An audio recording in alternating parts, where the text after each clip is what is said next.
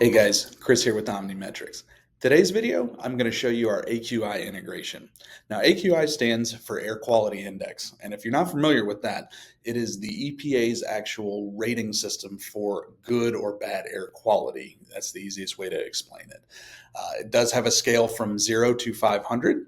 Once you hit the 101 threshold and above, that is a hazardous air quality day for certain groups. Once you hit the 151 and above, that is considered to be a hazardous or bad air quality day for all groups. So you may be asking yourself, what does this have to do with remote generator monitoring? Well, in certain states like New Jersey, you can actually get fined a pretty hefty amount should your generator perform an exercise on a bad air quality day. So what we've done is we've created this feature within OmniView that will actually help you prevent your generator from running on those bad air quality days. All you have to do is set it up, and if the AQI is over that 101 threshold in New Jersey or the 151 in other locations, it will actually prevent your generator from running. Should you need some unique threshold other than that 101 or 151, you can just contact us and we can help get you what you need and set it up for what you need. But today I'm going to show you how to actually set up the AQI integration and set up your generators so when they run the scheduled exercises, if it is a bad air quality day, it will actually prevent it. So first things first, log into OmniView and you'll get your home dashboard. Now, once you log in here, you will need to contact our tech support team in order to enable the AQI feature. They will actually showcase it within your company view.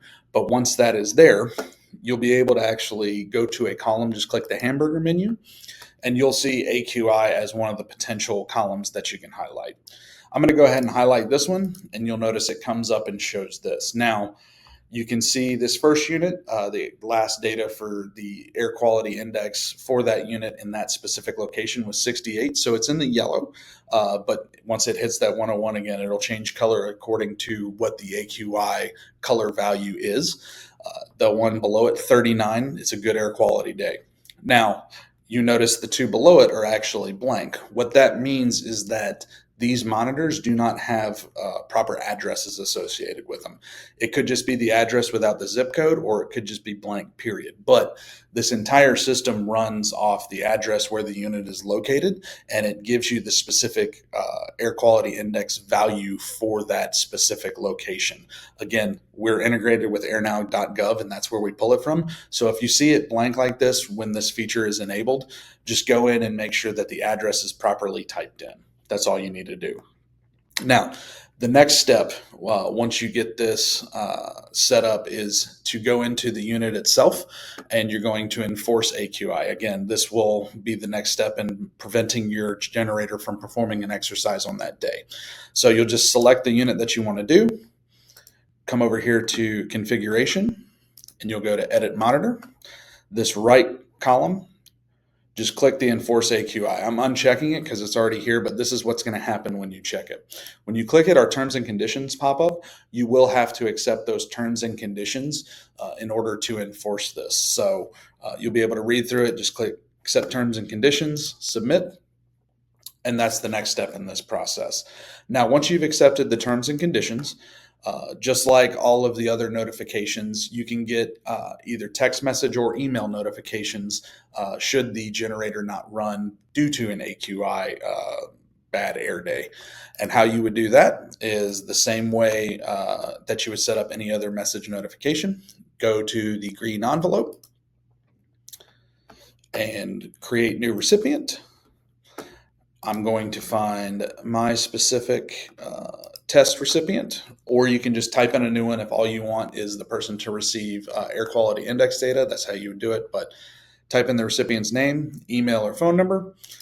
Select that it's active and that the recipient and the machine are active. I'm going to verify that it's a mobile number. And then I'm going to click air quality and that I want a text message. Once you do that, you'll hit save. And you notice that I'm added for air quality messaging here.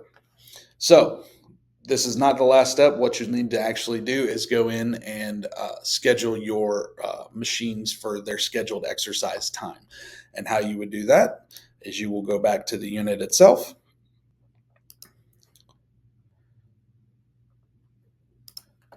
Excuse me, you'll go to the command and then go to PG Exercise Scheduler. You will select the unit. I'm going to shift it to the in command list. I'm in the Eastern time zone, so I'm going to put the start date on the 1st of August. We're going to do it at 8 a.m. We're going to run it for 1 hour, and it autofills for the 60 minutes and however many days. Let's just say I want to do it for 1 day.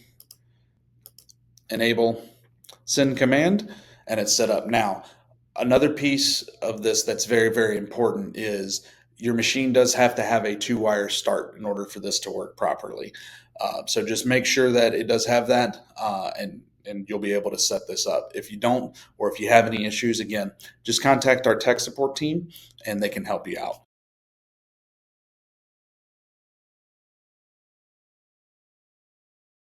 Now, you can also map the unit and see the AQI here. So notice if I turn AQI on, you see everything's green. And if you actually zoom out the map, it'll actually show the airnow.gov map. So you can see where I'm at in Metro Atlanta. It's a good air quality day.